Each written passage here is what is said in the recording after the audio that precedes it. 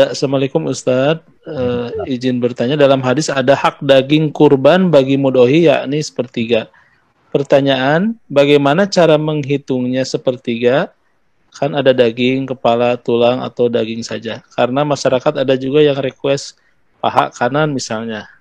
Ya. Gitu. Jadi lebih banyak mungkin lebih banyak requestnya daripada donasinya. Baik. Jadi itu aja Ustaz. Mohon arahannya. Baik. Sebenarnya bahasa sepertiga itu tidak ada sih sebenarnya ya. Itu.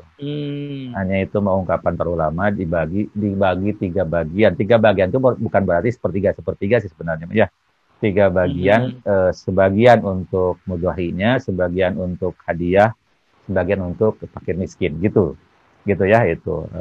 Jadi bukan berarti harus sepertiga, lebih dari sepertiga juga boleh. Hanya pertanyaannya kalau lebih dari sepertiga buat ngapain ibadah kurbannya gitu aja kan gitu ya itu. Tapi boleh. Kalau butuh silakan.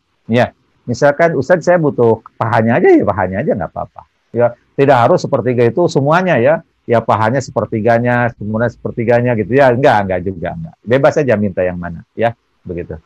Kalau tidak butuh, udah itu ya ambil aja.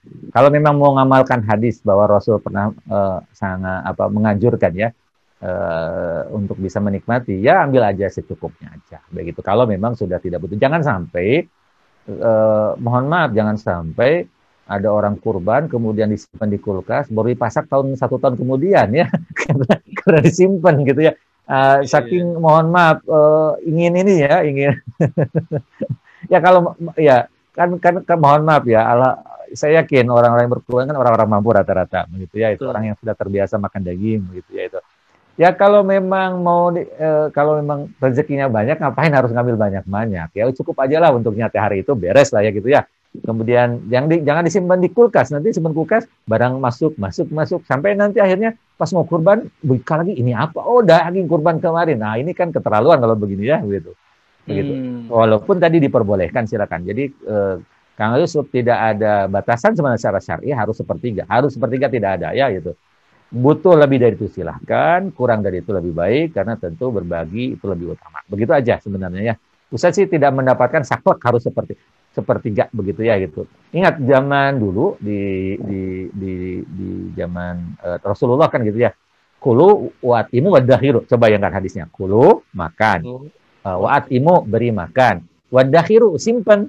Berarti bagi 3 tuh. Itu redaksinya ya Pak Ustaz. Dimakan sepertiga, memberi sepertiga disimpan. Buat siapa disimpannya? Pasti buat yang kurban kan. Berarti 2/3 kalau ngelihat hadis itu. Tapi maknanya bukan berarti harus sepertiga, bukan. Sebagian disimpan untuk bekal, karena kan itu hadyu ya. Kalau hadyu kan biasanya disembeli bekal untuk pulang. Gitu kan gitu ya itu. Nah, dulu zaman Nabi pernah melarang memang daging kurban disimpan lebih dari 3 hari karena waktu itu ada kebutuhan masyarakat. Ya udah kalau ada kebutuhan bagikan aja, jangan disimpan-simpan gitu ya, jangan dimanfaatkan oleh mudhohinya saja, bagikan aja lah begitu ya. Sama mungkin seperti kondisi sekarang nih, kita sekarang lagi pandemi nih Pak Kang ya. Nah, Ustadz sangat menyarankan ya langsung bagi aja lah ya begitu ya, tidak. Makanya tadi kalau orang yang sudah terbiasa makan daging ya, mengkonsumsi yang bagus-bagus ya udahlah ambil dikit aja, kalau mau tetap mengamalkan sunnah Nabi, mau merasakan gitu ya.